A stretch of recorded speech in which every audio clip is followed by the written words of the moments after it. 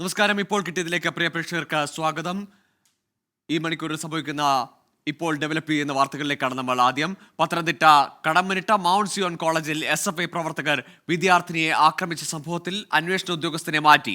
ആറന്മുള CIക്ക് പകരം Pathanamthitta DYSP S നന്ദകുമാറിനാണ് ചുമതല. അതിനിടെ പരാതിക്കാരിയായ വിദ്യാർത്ഥിക്കെതിരെ കേസെടുത്ത സംഭവത്തിൽ ആറന്മുള പോലീസ് സ്റ്റേഷനിലേക്ക് യൂത്ത് കോൺഗ്രസ് പ്രവർത്തകർ മാർച്ച് നടത്തുകയാണ്. ശ്രീജിത്ത് ശ്രീകുമാരൻ ചേരുന്നുണ്ട് പത്തനംതിട്ടയിൽ നിന്ന്. ശ്രീജിത്ത്, ബാരിക്കേഡ് മറിച്ചിടാനുള്ള ഒരു ശ്രമമുണ്ടായിരുന്നു യൂത്ത് കോൺഗ്രസ് പ്രവർത്തകരുടെ ഭാഗത്തു നിന്ന്. ആ ശ്രമത്തിൽ നിന്ന് അവർ പിന്മാറിയോ? ഇപ്പോൾ ഏത് നിലയിലാണ് ആ പ്രതിഷേധം പുരോഗമിക്കുന്നത്?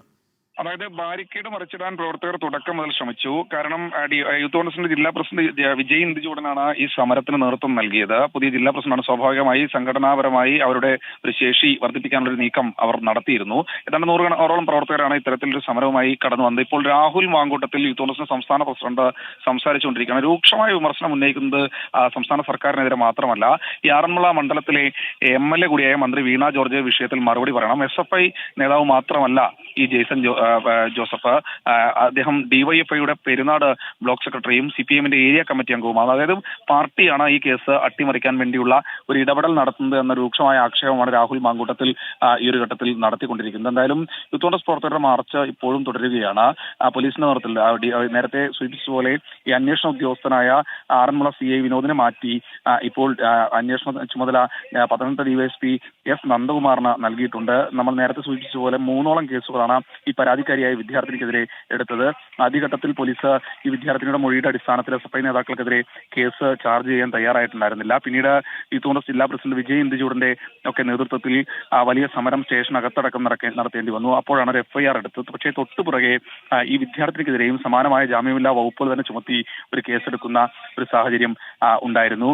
അതിനുശേഷമാണ് വീണ്ടും ഒരു പട്ടികവർഗ സംരക്ഷണ നിയമപ്രകാരം അർജുൻ എന്ന വിദ്യാർത്ഥിയുടെ പരാതിയുടെ അടിസ്ഥാനത്തിൽ കേസെടുക്കുന്നു. അതിന് തൊട്ട് മുൻപ് കാവ്യ എന്ന ഒരു വിദ്യാർത്ഥിയുടെ പരാതിയുടെ അടിസ്ഥാനത്തിൽ കേസെടുത്തിരുന്നു. അങ്ങനെ 3ഓളം കേസുകൾ ജാമ്യമില്ലാ വകുപ്പ് പ്രകാരം തന്നെ ഈ നിള എന്ന ഈ പരാതിക്കാരിയായ വിദ്യാർത്ഥിനിക്കെതിരെ എടുക്കുന്ന ഒരു സാഹചര്യം ഉണ്ടായി. ഇതാണ് പോലീസിനെ സംബന്ധിച്ചിടത്തോളം ഏറെ നാണക്കേടായ ഒരു സംഭവം ഉണ്ടായത്. കാരണം ഈ പെൺകുട്ടി 2 ദിവസം ആശുപത്രിയിൽ അഡ്മിറ്റ് ആയിട്ടും മൊഴി രേഖപ്പെടുത്തിയിട്ടും നടപടിയൊന്നും സ്വീകരിക്കാത്ത പോലീസ് ഉടൻ തന്നെ ഈ പെൺകുട്ടിക്കെതിരെ കേസ് രജിസ്റ്റർ ചെയ്യുന്നത് തൊട്ട് പുറകെ തന്നെ ഈ പറയുന്നത് പോലെ SFI നേതാക്കൾക്കെതിരെ കേസ് ചാർജ് ചെയ്തതിന് തൊട്ടു പുറകെ തന്നെ ഈ പെൺകുട്ടിക്കെതിരെയും കേസെടുക്കുകയായിരുന്നു. ഇത് പ്രതികാര നടപടിയാണ്. SFI നേതാക്കൾക്കെതിരെ ഇപ്പോൾ ഉള്ളത് ഒരു കേസ് മാത്രമാണ്. പക്ഷേ ഈ പരാതിക്കാരിയായ പെൺകുട്ടിക്കെതിരെ ഇപ്പോൾ എടുത്തിരിക്കുന്നത് 3ഓളം കേസുകളാണ്. അതും ജാമ്യമില്ലാ പ്രകാരം. ഈ കേസുകൾ റദ്ദാക്കാൻ ഹൈക്കോടതിയെ സമീപിക്കാൻ ഒരുങ്ങുകയാണ് ഈ പരാതിക്കാരി. എന്തായാലും ഈ വിഷയത്തിൽ കൃത്യമായ ഇടപെടൽ CPM നേതൃത്വത്തിന്റെ ഭാഗത്തു നിന്ന് നടന്നിട്ടുണ്ട് എന്നാണ് യൂത്ത് കോൺഗ്രസ് നേതാക്കൾ ഇപ്പോൾ ഉന്നയിക്കുന്നത്. നേരത്തെ ഈ പെൺകുട്ടിക്ക് വേണ്ടി ആറന്മുള പോലീസ് സ്റ്റേഷനകത്ത് സമരം ചെയ്ത യൂത്ത് കോൺഗ്രസ് ജില്ലാ പ്രസിഡന്റ് വിജയ് ഇന്ദുചൂടനടക്കമുള്ള 10ഓളം പേർക്കെതിരെ ജാമ്യമില്ലാ വകുപ്പ് പ്രകാരം പോലീസ് കേസ് ചാർജ് ചെയ്യുന്ന ഒരു സാഹചര്യം ഉണ്ടായി. അങ്ങനെ പോലീസിന്റെ ഭാഗത്തു നിന്ന് കൃത്യമായ രീതിയിൽ യൂത്ത് കോൺഗ്രസ് പ്രവർത്തകരെയും അതായത് SFI DYFI നേതാക്കൾക്കെതിരെ നിൽക്കുന്ന ഈ പരാതിക്കാരിയെയും കുടുക്കാൻ വേണ്ടിയുള്ള ശ്രമമാണ് നടക്കുന്നത്. അതിൽ CPMന്റെ ഇടപെടലുണ്ട് എന്നാണ് യൂത്ത് കോൺഗ്രസിന്റെ വാദം. എന്തായാലും സമരം ഇപ്പോൾ യൂത്ത് കോൺഗ്രസിന്റെ മാർച്ച് ഇപ്പോഴും തുടരുകയാണ്. രാഹുൽ മാങ്കൂട്ടത്തിന്റെ ഉദ്ഘാടന പ്രസംഗവും ഇപ്പോഴും തുടരുകയാണ്. ശരി ശ്രീജിത്ത്, മൗണ്ട് സിയോൺ കോളേജിലെ സംഘർഷവുമായി ബന്ധപ്പെട്ട് പരാതിക്കാരിക്കെതിരെ 3 കേസ് രജിസ്റ്റർ ചെയ്തപ്പോൾ SFI പ്രവർത്തകർക്കെതിരെ എടുത്തത് ഒരു കേസ് മാത്രമാണ്. ഇതിൽ പ്രതിഷേധിച്ചുകൊണ്ടാണ് ഇപ്പോൾ യൂത്ത് കോൺഗ്രസ് പ്രവർത്തകർ ആറന്മുള സ്റ്റേഷനിലേക്ക് മാർച്ച് നടത്തുന്നത്. അന്വേഷണ ഉദ്യോഗസ്ഥനെ മാറ്റിയെങ്കിൽ പോലും യൂത്ത് കോൺഗ്രസിന്റെ പ്രതിഷേധം തുടരുകയാണ്. പ്രത്യേകിച്ച് പരാതിക്കാരിയായ പെൺകുട്ടിക്കെതിരെ 3 കേസുകൾ രജിസ്റ്റർ ചെയ്ത സാഹചര്യത്തിൽ. ശ്രീകുമാരനാണ് വിവരങ്ങൾ നൽകിയത്. എറണാകുളം അങ്കമാലി അതിരൂപതയിലെ കുർബാന തർക്കത്തിൽ സമവായമില്ല. മുഴുവൻ ദേവാലയങ്ങളിലും ജനാഭിമുഖ കുർബാന നടത്തണമെന്ന് വിമത വിഭാഗം. നിലപാട് വത്തിക്കാൻ അംഗീകരിക്കണമെന്ന് അൽമായ മുന്നേറ്റം. അശ്വിൻ പാലായി ചേരുന്നുണ്ട് എറണാകുളത്ത് നിന്ന് വിവരങ്ങളുമായി. അശ്വിൻ, നേരത്തെ ഈ വത്തിക്കാൻ പ്രതിനിധിയുമായുള്ള കൂടിക്കാഴ്ചയ്ക്ക് ശേഷം അൽമായ പ്രതിനിധികളൊക്കെ അൽമായ മുന്നേറ്റത്തിന്റെ ഭാഗമായവരൊക്കെ പ്രതീക്ഷ വച്ചിരുന്നു ഈ ജനാഭിമുഖ കുർബാന തുടരാനുള്ള ഒരു അനുവാദം ലഭിക്കുമെന്ന്. ആ പ്രതീക്ഷയാണോ, അതല്ല ഇനി വത്തിക്കാന്റെ തീരുമാനം എന്തായാലും അതിനെ ശക്തമായി ചെറുക്കുമെന്ന ഉറച്ച നിലപാടാണോ? എന്താണ് ഈ പ്രതികരണത്തിന് പിന്നിലുള്ള സാഹചര്യം? ഗൂഗിൾ കഴിഞ്ഞ ദിവസമാണ് അതിരൂപത അഡ്മിനിസ്ട്രേറ്റർ മാർ ബോസ്കോ പുത്തൂരും ഒപ്പം വത്തിക്കാൻ പ്രതിനിധിയായ സിറിൽ വാസിലും തമ്മിൽ നടത്തിയൊരു ധാരണയുണ്ടായിരുന്നു. ആ ധാരണയിലാണ് 25-ന്, അതായത് ക്രിസ്മസ് ദിവസം മാത്രം അതിൽ ഒരു കുർബാന ഈ സിനഡ് അംഗീകരിച്ച രീതിയിൽ നടത്താമെന്നുള്ള ധാരണയിലെത്തിയത്. അതിനുശേഷം അത് അതേ രീതിയിൽ തന്നെ നടക്കുകയും ചെയ്തിരുന്നു. ക്രിസ്മസ് ദിവസത്തിൽ ഒരു കുർബാന മാത്രം ഇത്തരത്തിൽ ഏകീകൃതമായി അർപ്പിക്കുകയും ചെയ്തു. എന്തായാലും ഇന്നു മുതൽ ഇനി ഒരു ദിവസങ്ങളിലും അത്തരത്തിലുള്ള ഏകീകൃത കുർബാനയിലേക്ക് അതിരൂപതയ്ക്ക് കീഴിൽ ഒരു പള്ളികളും പോകില്ല എന്നുള്ളൊരു നിലപാടാണ് ഇപ്പോൾ അൽമായ മുന്നേറ്റം അറിയിച്ചിരിക്കുന്നത്.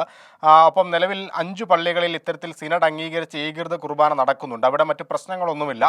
വളരെ ചെറിയ ഇടവക അംഗങ്ങളുള്ള പള്ളികളാണ്. അവിടെ ഈ 5 ഇടങ്ങളിൽ അത് നടക്കുന്നുണ്ട്. അത് അതേപടി തന്നെ തുടരും. അതല്ലാതെ ഒരു പള്ളിയിൽ പോലും ഇത്തരത്തിൽ ഏകീകൃതമായി കുർബാന അർപ്പിക്കാൻ അനുവദിക്കില്ല എന്നുള്ള കാര്യമാണ് ഇവർ ഈ അൽമായ മുന്നേറ്റം വ്യക്തമായി ഇപ്പോൾ പറഞ്ഞിരിക്കുന്നത്. എന്തായാലും നേരത്തെ മാർപ്പാപ്പ പറഞ്ഞത് 25 മുതൽ, അതായത് ക്രിസ്മസ് മുതൽ ഇനി അങ്ങോട്ട് എല്ലാ ദിവസങ്ങളിലും ഈ സിനഡ് അംഗീകരിച്ച് ഏകീകൃത കുർബാന നടത്തണമെന്നുള്ള ഒരു പ്രഖ്യാപനമായിരുന്നു ഉണ്ടായിരുന്നത്. എന്തായാലും അത് എറണാകുളം അങ്കമാലി അതിരൂപതയിൽ നടക്കില്ല എന്നുള്ളതാണ് അൽമായ മുന്നേറ്റം പറയുന്നത്.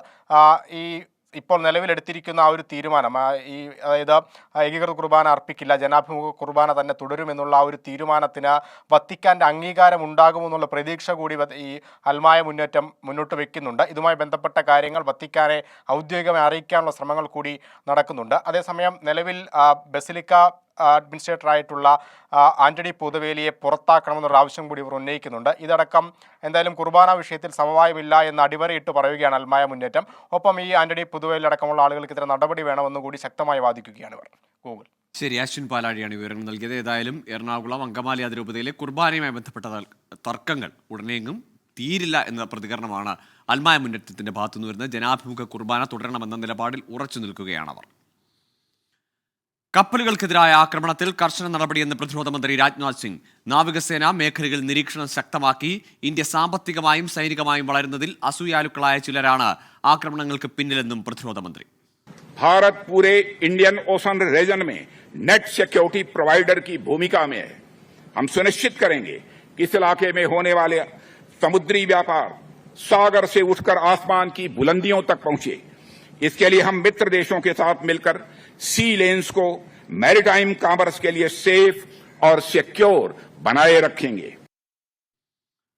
ആർ അച്യുതൻ ചേരുന്നുണ്ട് ഡൽഹിയിൽ നിന്ന് വിശദാംശങ്ങളുമായി. അച്യുതൻ, കഴിഞ്ഞ ദിവസം കപ്പലിന് നേരെ ഉണ്ടായ ആക്രമണത്തിന് പിന്നിൽ ഇറാൻ എന്ന അമേരിക്ക ആരോപണം ഉന്നയിച്ചു. അത് പക്ഷേ ഇറാൻ തള്ളിക്കളയുകയും ചെയ്തു. ഇനി അത്തരത്തിലുള്ള ഏതെങ്കിലും ആക്രമണം ഉണ്ടായാൽ വെറുതെ ഇരിക്കില്ല, ശക്തമായി തിരിച്ചടിക്കും, സുരക്ഷ ഒരുക്കും, നടപടികളിലേക്ക് പോകുമെന്ന് തന്നെയല്ലേ രാജ്നാഥ് സിംഗിന്റെ വാക്കുകൾ നൽകുന്ന സൂചന?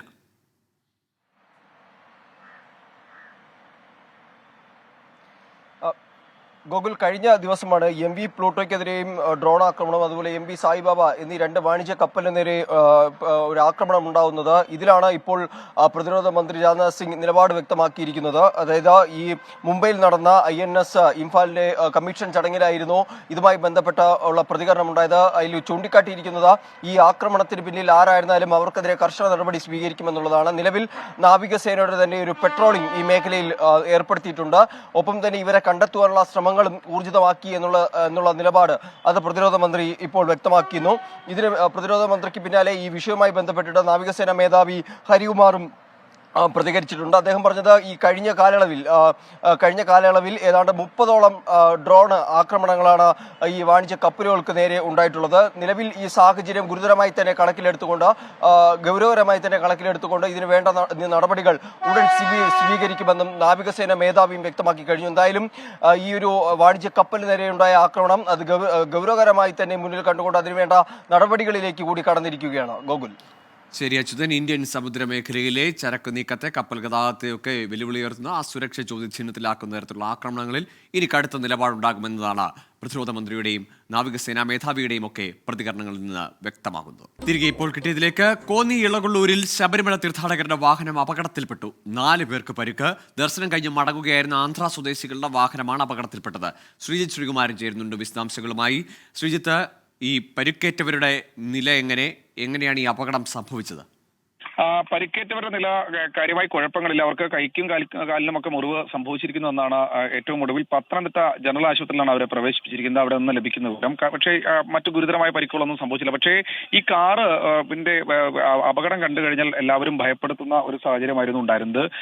സൈഡ് ഡിവൈഡറിൽ ഇടിച്ച് 2ആയി തലകീഴായി മറിയുന്ന ഒരു സാഹചര്യം ഉണ്ടായെന്നാണ് ദൃക്സാക്ഷികൾ പറയുന്നത്. എന്തായാലും തൊട്ടടുത്ത തന്നെ നാട്ടുകാർ തന്നെയാണ് ഈ വാഹനത്തിനുള്ളിൽ നിന്ന് ഈ ആന്ധ്ര സ്വദേശികളായ തീർത്ഥാടകരെ പുറത്തെടുത്ത് പെട്ടെന്ന് തന്നെ ആശുപത്രിയിലേക്ക് എത്തിച്ചത്. ഇവരുടെ കൈക്കും കാലിനും ഒക്കെ മുറിവുകൾ സംഭവിച്ചിട്ടുണ്ട് എന്നാണ് ഏറ്റവും ഒടുവിൽ മനസ്സിലാക്കുന്നത്. എന്തായാലും ശബരിമല തീർത്ഥാടനം കഴിഞ്ഞ് ദർശനം കഴിഞ്ഞ് തിരികെ മടങ്ങുകയായിരുന്നു ഈ സംഘം. ഡ്രൈവർ ഉറങ്ങിപ്പോയതാണ് അപകടത്തിന് കാരണമെന്നാണ് കരുതുന്നത്. ഈ പരിക്ക് ഭേദമുള്ള സാരമുള്ള പരിക്കല്ല എന്നാണ് ഇപ്പോൾ പത്തനംതിട്ട ജനറൽ ആശുപത്രിയിൽ നിന്ന് അറിയാൻ കഴിയുന്നത്. ശരി ശ്രീത്ര, ആന്ധ്ര സ്വദേശികളായ അയ്യപ്പ ഭക്തരുടെ സഞ്ചരിച്ച കാറാണ് കോന്നിക്കടുത്ത് മറിഞ്ഞത്. ഏതായാലും കാര്യമായ പരിക്കുകൾ അവർക്കില്ല എന്നത് ആശ്വാസകരമാണ്. മറ്റൊരു വാർത്തയിലേക്ക്. കോട്ടയം വൈക്കത്ത് ഭക്ഷ്യയോഗ്യമല്ലാത്ത റേഷനരി വിതരണം ചെയ്തതിൽ പ്രതിഷേധിച്ച് സപ്ലൈകോ ഓഫീസിൽ ഗൃഹനാഥന്റെ സമരം. നേരെക്കടവിലെ റേഷൻ കടയിൽ നിന്ന് VS സന്തോഷ് വാങ്ങി 20 കിലോ അരിയിലാണ് പുഴുക്കളെ കണ്ടെത്തിയത്. കഴിഞ്ഞ ദിവസങ്ങളിലും സമാനമായ പ്രശ്നങ്ങൾ ഉണ്ടായിരുന്നു. സപ്ലൈകോ അധികൃതർ അന്വേഷണം തുടങ്ങി. ടോബി ജോൺസൺ ചേരുന്നുണ്ട് വിശദാംശങ്ങളുമായി. ടോബി, കഴിഞ്ഞ ദിവസങ്ങളിലും ഇതേ പ്രശ്നം ഉണ്ടായിരുന്നെങ്കിൽ പിന്നെ ആ അരി എന്തുകൊണ്ട് അവർ വിതരണം ചെയ്തു? അതിനെ അത്ര ലാഘവത്തോടു കൂടി ഉദ്യോഗസ്ഥർ കൈകാര്യം ചെയ്തു എന്നാണോ മനസ്സിലാക്കേണ്ടത്?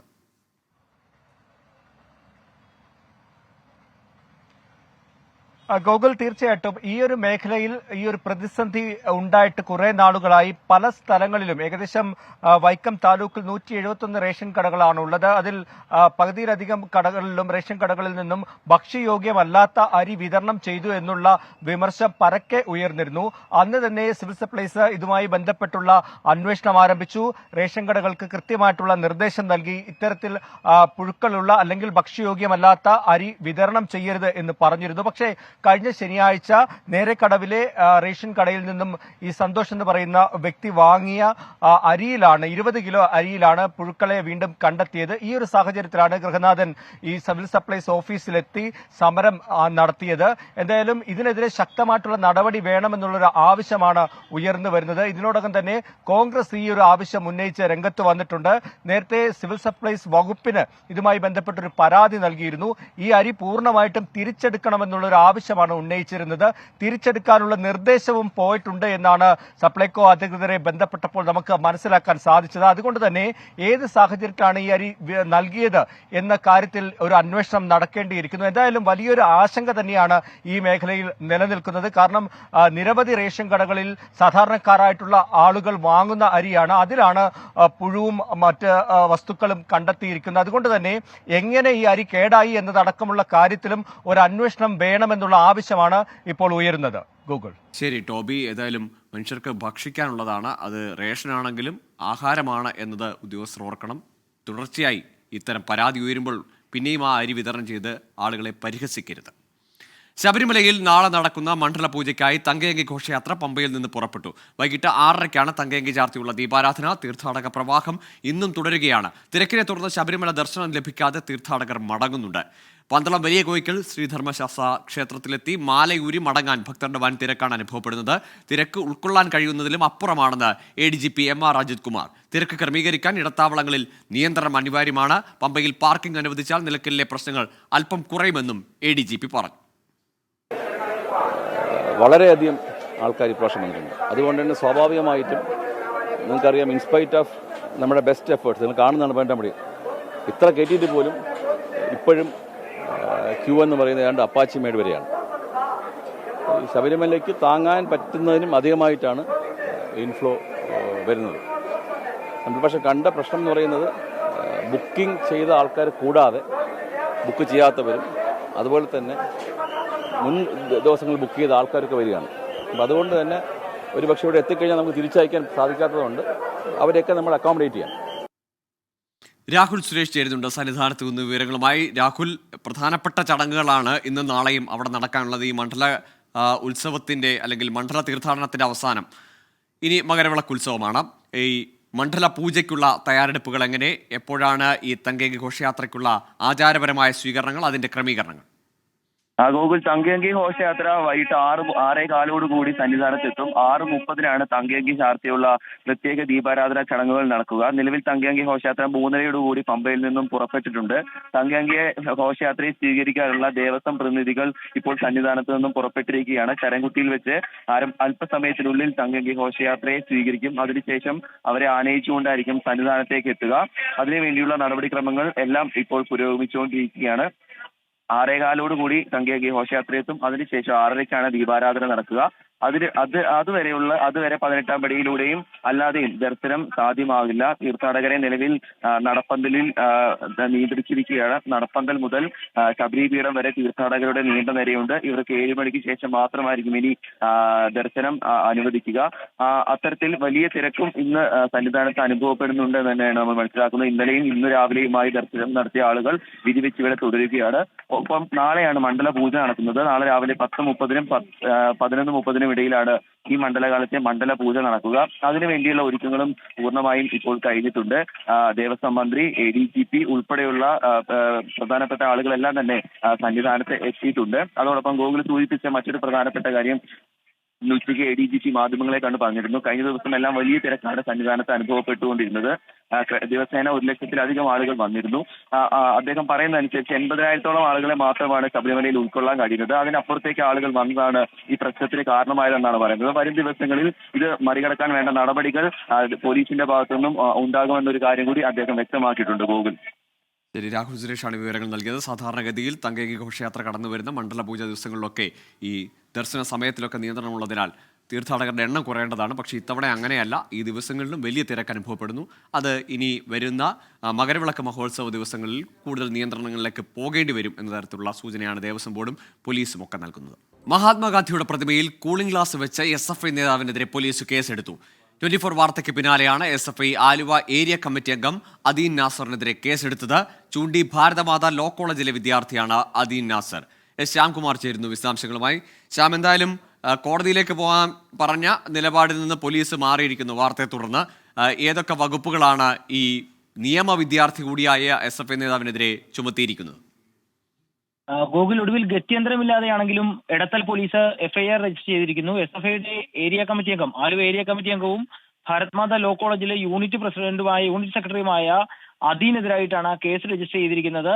കലാപാഹ്വാനത്തിനും ഉൾപ്പെടെയുള്ള വകുപ്പുകളാണ് ചുമത്തിയിരിക്കുന്നത്. IPC 153, 426 എന്നീ വകുപ്പുകൾ ചുമത്തിയാണ് നിലവിൽ കേസെടുത്തിരിക്കുന്നത്. ഏതായാലും ഇയാൾക്കെതിരായിട്ട് വിദ്യാർത്ഥികൾ കോളേജിൽ നൽകിയ പരാതിയിൽ കോളേജ് മാനേജ്മെന്റ് നടപടിയെടുത്തില്ല. പോലീസിൽ നൽകിയ പരാതി പോലീസ് സ്വീകരിക്കാനും തയ്യാറായില്ല. ഒടുവിൽ 24 വാർത്തയ്ക്ക് പിന്നാലെയാണ് പരാതിക്കാരെ സ്റ്റേഷനിൽ വിളിച്ചു വരുത്തി മൊഴി രേഖപ്പെടുത്തുകയും പിന്നീട് ഇയാൾക്കെതിരായിട്ട് FIR രജിസ്റ്റർ ചെയ്യുകയും ചെയ്തത്. ഏതായാലും ഒരു നിയമ വിദ്യാർത്ഥിയുടെ ഭാഗത്ത് നിന്ന് ചെയ്യാൻ പാടില്ലാത്ത ഒരു കൃത്യം തന്നെയാണ് ചെയ്തത്. രാഷ്ട്രപിതാവിനെ അപമാനിക്കൽ. അതിലാണ് ഇപ്പോൾ എടത്തല പോലീസ് ഗത്യന്തരമില്ലാതെ ഏറ്റവും അവസാനം ഇപ്പോൾ കേസെടുത്തിരിക്കുന്നത്. ശരി, തമാശയ്ക്കുള്ളതല്ല ഗാന്ധി പ്രതിമ എന്നതൊക്കെ ഒരു നിയമ വിദ്യാർത്ഥിയൊക്കെ ഇനി എന്നാണ് അവർക്ക് ബോധ്യം വരിക എന്നറിയില്ല. ഏതായാലും പോലീസ് നിലപാട് മാറ്റിയിരിക്കുന്നു. SFI നേതാവിനെതിരെ ആദ്യഘട്ടത്തിൽ കേസെടുക്കാതിരുന്ന പോലീസ് വാർത്തയ്ക്ക് പിന്നാലെ ഇപ്പോൾ കേസെടുത്തിരിക്കുന്നു. FIR രജിസ്റ്റർ ചെയ്തിരിക്കുന്നു. ശ്യാംകുമാറാണ് വിവരങ്ങൾ നൽകിയത്. തിരുവനന്തപുരം പേരൂർക്കട മാനസികാരോഗ്യ കേന്ദ്രത്തിൽ രോഗിയെ തൂങ്ങി മരിച്ച നിലയിൽ കണ്ടെത്തി. ഉച്ചയോടെയാണ് രോഗിയെ മരിച്ച നിലയിൽ കണ്ടെത്തിയത്. 30 വയസ്സുള്ള പുരുഷനാണ് മരിച്ചത്. AV ജയശങ്കർ ചേരുന്നുണ്ട് വിശദാംശങ്ങളുമായി. ജയശങ്കർ, എന്താണ് അവിടെ സംഭവിച്ചത്? ഈ ഉദ്യോഗസ്ഥരുടെ ഒന്നും നിരീക്ഷണം അവിടെ കൃത്യമായി ഉണ്ടായിരുന്നില്ലേ വാർഡിൽ, അല്ലെങ്കിൽ ഇയാളെ പാർപ്പിച്ചിരുന്നയിടത്ത്? ഗോകുൽ, ഇന്ന് ഉച്ചയ്ക്ക് കൃത്യം 1:20 കൂടിയാണ് ഇയാൾ തൂങ്ങി മരിക്കുന്നത്. അച്ഛനോടൊപ്പം ഭക്ഷണം കഴിച്ച ശേഷം ഇയാൾ ഫോണുമായി ബാത്റൂമിലേക്ക് ചെല്ലുകയായിരുന്നു. തുടർന്ന് ഏറെ നേരം കഴിഞ്ഞിട്ടും പുറത്തേക്ക് വരാത്തതിനെ തുടർന്ന് അച്ഛൻ പോയി നോക്കിയ ഘട്ടത്തിലാണ് ഇയാളെ തൂങ്ങി മരിച്ച നിലയിൽ കണ്ടത്. ഇയാളുടെ പേരുവിവരങ്ങളും മറ്റും നമുക്ക് പറയുന്നതിന് ബുദ്ധിമുട്ടുകളുണ്ട്. 30 വയസ്സുള്ള കാട്ടാക്കട സ്വദേശിയാണ് എന്തായാലും മാനസികാരോഗ്യ കേന്ദ്രത്തിൽ തൂങ്ങി മരിച്ചിട്ടുള്ളത്. കടുത്ത മദ്യാസക്തിയെ തുടർന്ന് ഇവിടുത്തെ മാനസികാരോഗ്യ കേന്ദ്രത്തിലെ ഡി അഡിക്ഷൻ സെന്ററിൽ ഈ മാസം 14-നാണ് ഇയാൾ അഡ്മിറ്റ് ചെയ്യുന്നത്. അതുമായി ബന്ധപ്പെട്ട ചികിത്സ നടത്തി വരുന്നതിന് വേണ്ടിയാണ് ഇയാൾ ആത്മഹത്യ ചെയ്തത്. നമ്മൾ ഡോക്ടർമാരുമായി മറ്റും സംസാരിച്ചു. ആ ഘട്ടത്തിൽ അവർ പറയുന്നത്, ഇത്തരത്തിൽ മദ്യാസക്തിയുള്ള ആളുകൾക്ക് മദ്യം നിശ്ചിത അളവിൽ ലഭിക്കാതെ വരുന്ന ഘട്ടത്തിൽ ഇവരിൽ ആത്മഹത്യ സാധ്യത ഉണ്ടാകും, അത്തരത്തിലൊരു ടെൻഡൻസി ഇവർ പ്രകടിപ്പിക്കുമെന്നാണ്. എന്തായാലും പോലീസ് ഇൻക്വസ്റ്റ് നടപടികൾ ഇവിടെ നടത്തി വരികയാണ്. പോലീസിൻ്റെ നടപടികൾ ഏറെക്കുറെ പൂർത്തിയായിട്ടുണ്ട്. മൃതദേഹം ഇപ്പോഴും ആശുപത്രിയിൽ തന്നെയാണുള്ളത്. അല്പസമയത്തിനകം നടപടികൾ പൂർത്തിയാക്കി മൃതദേഹം മെഡിക്കൽ കോളേജിലേക്ക് കൊണ്ടുപോകും. എന്തായാലും അച്ഛൻ ഒപ്പം ഉണ്ടായിരുന്ന ഒരു ഘട്ടത്തിലാണ് ഇയാൾ ആത്മഹത്യ ചെയ്യുന്നത്. ഇയാൾക്ക് കടുത്ത മാനസിക വെല്ലുവിളി നേരിട്ടിരുന്നതാണ് പോലീസ് പറയുന്നത്. കടുത്ത മദ്യപാനത്തിന് ഇയാൾ അഡിക്റ്റ് ആയിരുന്നു എന്നും ആശുപത്രി അധികൃതർ പറയുന്നുണ്ട്. ഗോകുൽ. ശരി, ജയശങ്കർ. പേരൂർക്കടയിലെ മാനസികാരോഗ്യ കേന്ദ്രത്തിലാണ് മദ്യാസക്തി തുടർന്ന് ചികിത്സയ്ക്കെത്തിയ യുവാവ് ജീവനൊടുക്കിയത്. അദ്ദേഹത്തിൻ്റെ പിതാവും ഒപ്പമുണ്ടായിരുന്ന സമയത്ത് തന്നെയാണ് ശുചിമുറിയിൽ കയറി ഇയാൾ ജീവനൊടുക്കിയത് എന്നതാണ് വിവരം. ഇനി ഇപ്പോഴത്തെ കാലാവസ്ഥ. സമർപ്പിക്കുന്നത് Berger home shield scientific water proofing solutions.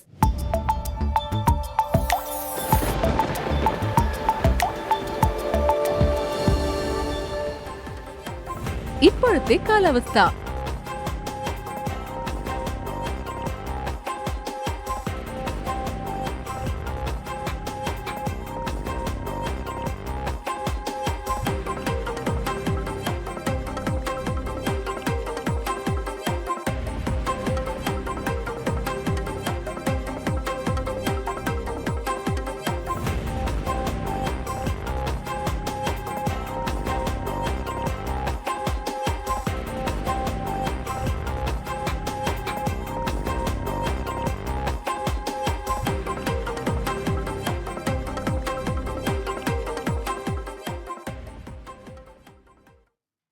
Computer പഠന ശൃംഖലയായ ജിടെക് കമ്പ്യൂട്ടർ എഡ്യൂക്കേഷൻ ഇനി മുതൽ ഓസ്ട്രേലിയയിലും ആഫ്രിക്കയിലും, ഓസ്ട്രേലിയയിൽ സിഡ്നിയിലും കെനിയയിൽ നെയ്റോബിയിലുമാണ് ജിടെക് പഠന കേന്ദ്രം ആരംഭിക്കുന്നത്. നിലവിലെ കോഴ്സുകൾക്ക് പുറമെ ഡാറ്റാ സയൻസ്, ആർട്ടിഫിഷ്യൽ ഇന്റലിജൻസ് എന്നീ കോഴ്സുകളും പുതുതായി ഉൾപ്പെടുത്തിയിട്ടുണ്ട്.